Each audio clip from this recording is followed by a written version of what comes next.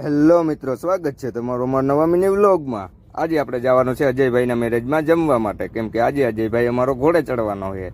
તો આઈડિયા આપણા બધા દાડિયા થઈ ગયા છે કમ્પ્લીટ કાબુ બાબુ મારીને, અને આઈડિયા રાજુભાઈ આપણે બેસી ગયા છે ડ્રાઇવિંગ સીટ ઉપર। રાજુભાઈએ હાય આપણે કરી દીધું।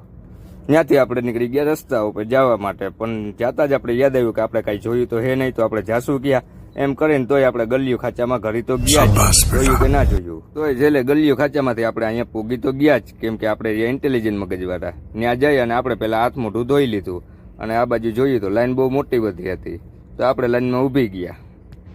આપણી યારે આજ તો અક્ષયભાઈ પણ આપણે યારે જમવા આવી જ ગયા, અને રાજુભાઈ તો તમને ખબર જ છે કે પહેલા જ હોય જમવા માટે।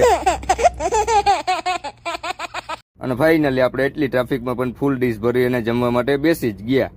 અને તમને ખબર છે કે રાજુભાઈ તો પહેલા જ હોય, એની જગ્યાએ આજે આપણી સાથે આવી ગયા અક્ષયભાઈ। જો આવી ગયા આપણે અક્ષયભાઈ, અને ફાઇનલી આપણે જમીને આવી ગયા 101 નો ચાંદલો કરવા માટે, કેમ કે અજયભાઈ આપણી સામું જ જોતા હતા એટલે ચાંદલો કરવો પડે।